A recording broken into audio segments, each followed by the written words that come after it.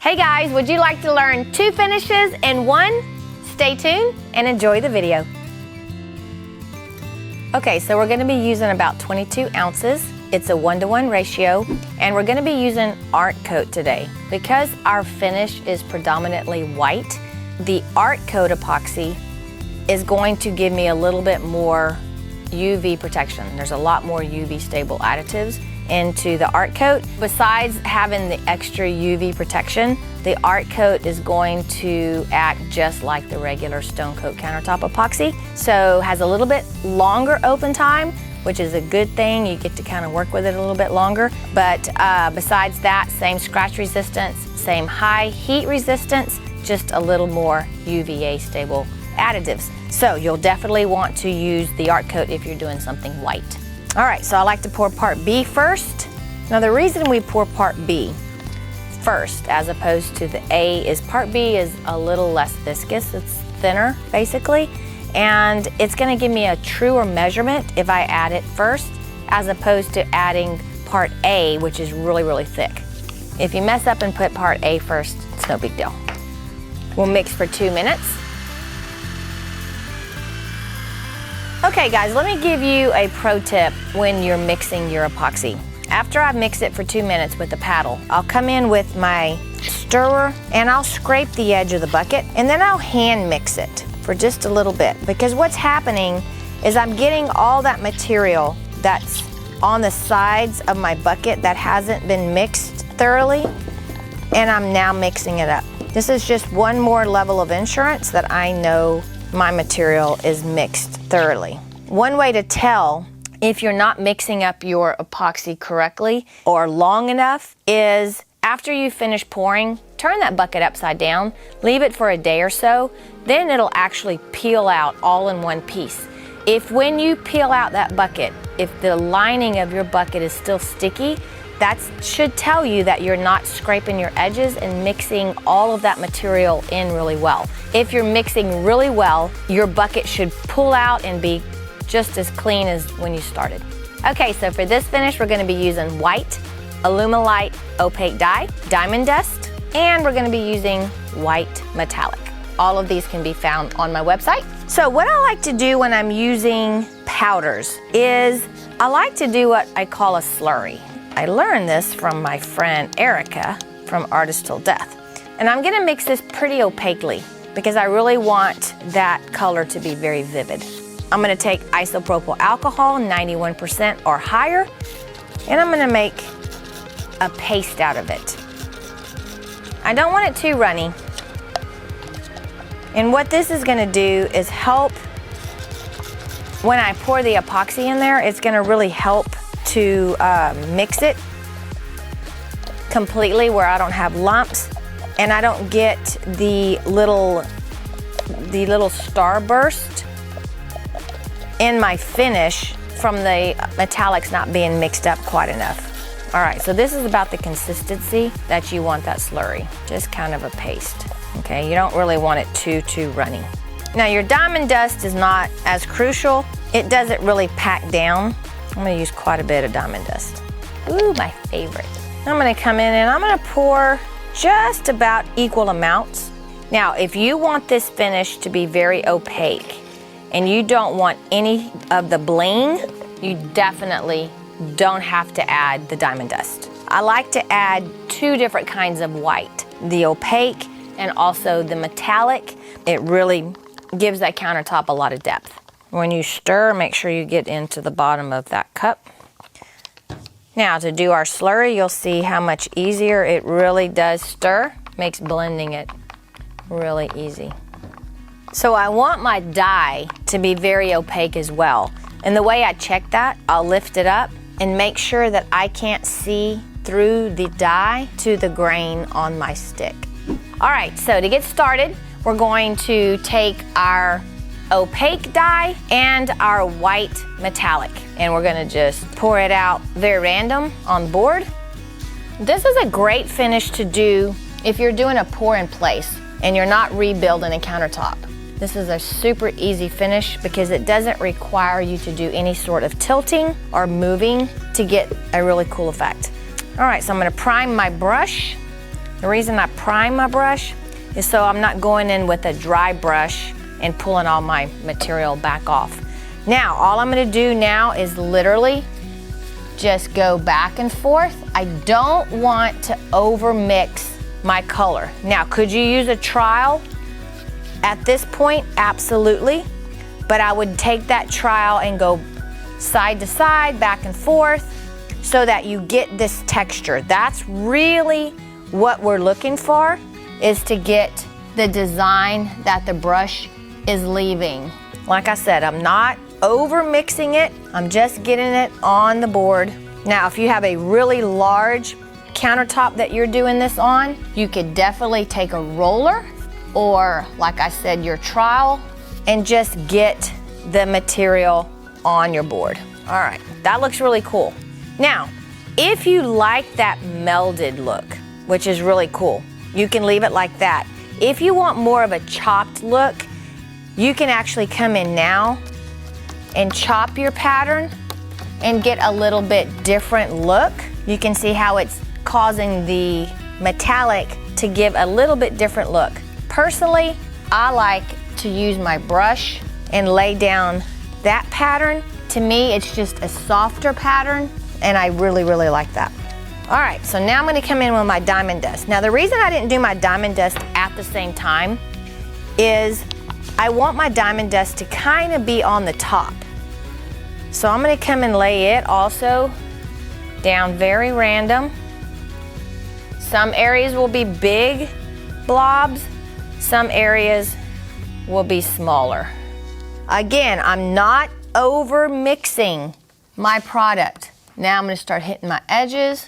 Okay, so we've got it all melded, we've got it spread out over the top of our surface, and now I'm gonna torch to get the bubbles.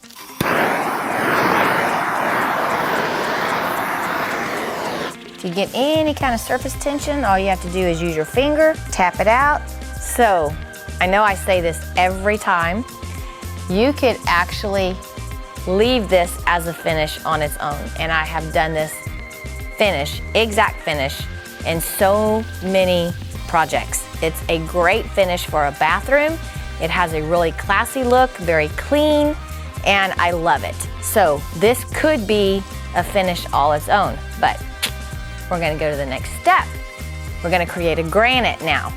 All right, so to create a granite, I'm gonna let this set up for about 20 or 30 minutes because the next step is gonna involve me spraying some spray paint and using some alcohol to get a really cool design. But the reason I'm not gonna do it right now is because I want the epoxy to set up and gel just a little bit so that when I go to the next step, I don't get quite so much movement. It sets up and my pattern is gonna stay. So we'll be back in about 30 minutes. Okay, so it's been 30 minutes and this finish is fabulous. I hate to go another step because it's so pretty, but we're going to. All right, so now we're gonna take it to a more granified type of look. And we're gonna use the grays, which is super popular right now, but we're gonna add a little twist to it. We're gonna add a little bit of a shade of blue. I've had a lot of people ask me, can you put just a hint of blue? But you can put any color in this, or you can just leave the blue out altogether. So here we go. I'm gonna start with a mid-tone gray. I like smoke gray, Rust-Oleum paint in gloss. And what we're gonna do, we're gonna start off very light first. We can always come back and add more color, but we can never take color away. So we're gonna add just a little bit first. So I'm gonna come in with my smoke gray. Don't forget your edges, as Kenny loves to say. If any of y'all have been to our classes, you know that is his favorite saying. All right, so we've got some gray on there. I'm gonna come in with some charcoal gray. This is gonna be a very high contrast type of granite.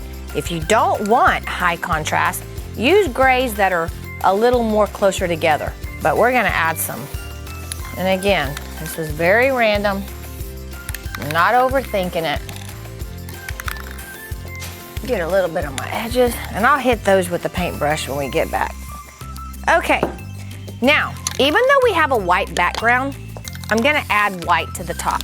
That's just gonna give us some depth. All right, now I'm gonna do the blue, but I'm only gonna do it on one half of this piece. All right, so this half I'm gonna leave with just the grays. All right, so now I'm coming in with Aqua, and it is a satin paint by Rust-Oleum. And I'm just really, honestly, gonna do just that little bit amount. I don't want much at all. And then I'm gonna hit it with French blue, just to kind of get a little bit of contrast. All right, now I'm gonna come back with my brush. Now we're gonna do a cross hatch type of a pattern. So I'm just gonna kind of hit this. We're not blending over and over again. We're just doing a cross hatch just to get that paint to meld. I'm not going over one area more than once. I'm just trying to get all of that paint that we sprayed in onto the surface. Okay, hit your edges. I'm gonna come up to the front, hit my edges. I'm not too worried about that. I'm gonna pick up a little bit of epoxy that's dripped. Kind of touch it a little bit. All right, now I'm gonna let this set for just a little bit because the epoxy and the spray paints are now in a feud with each other. They're fighting, they're melding, and they're causing some really cool designs. So I'm gonna let them do that for about 5 minutes or so. Now I'm gonna come back in with some of the epoxy that I left in my cups. This is the white opaque. And I'm just gonna lay down some really kind of fun little designs.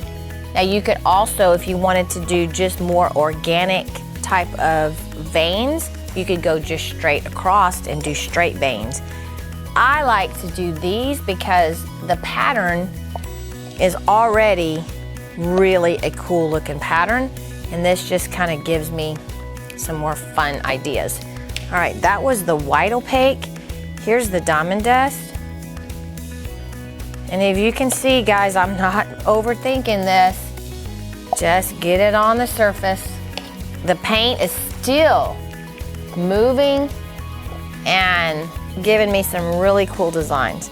And I have a little bit of the metallic also. So I'm gonna do the same thing with it. Come over. Now you could definitely leave this step out if you don't want that extra level of design in there. You don't have to do this at all. Okay, cool.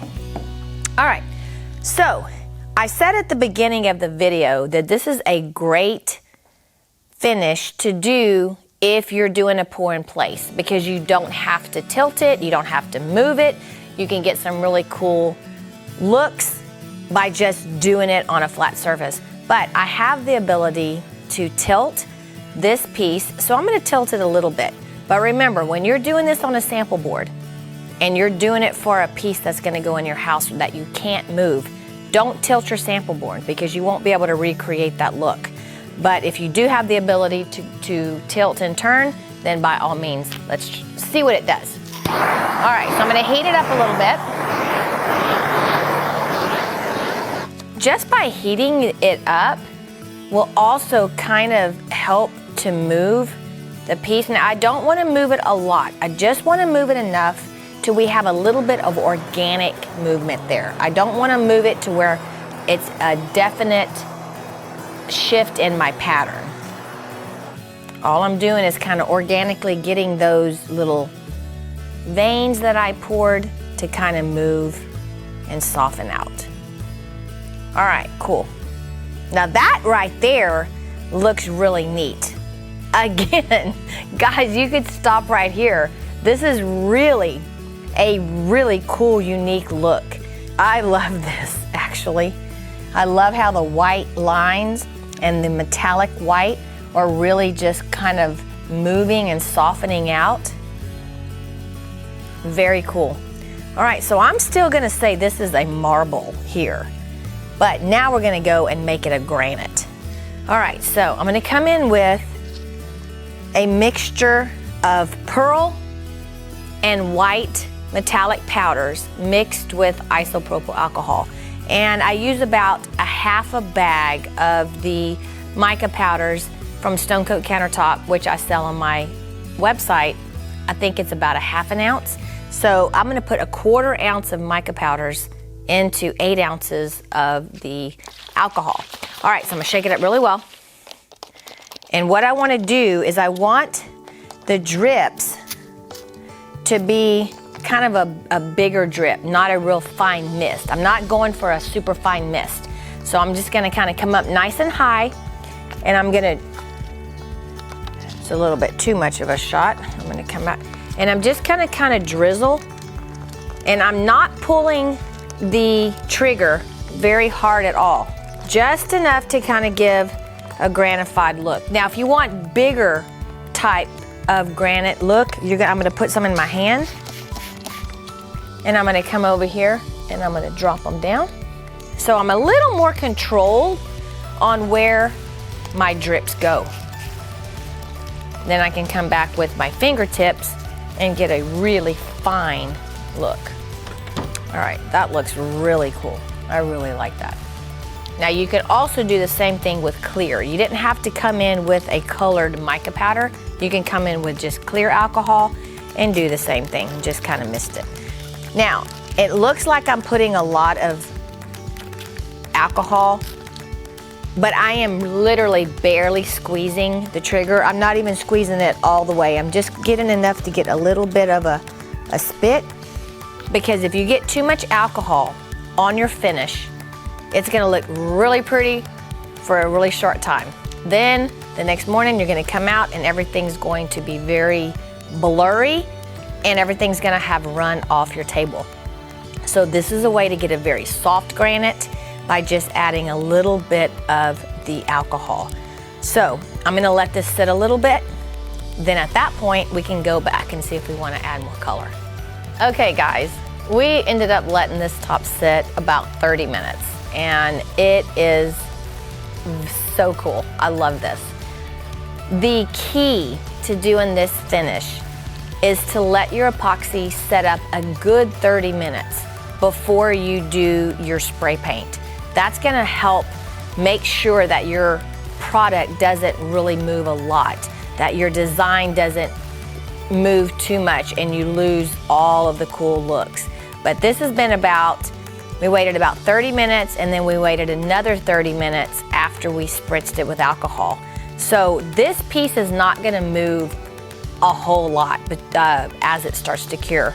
So our temperature in here is about 74 and it should be just fine. I don't think it's gonna move very much at all. All right, so if you like this video, guys, give me a thumbs up, let me know, subscribe to our channel. We would love to hear from you.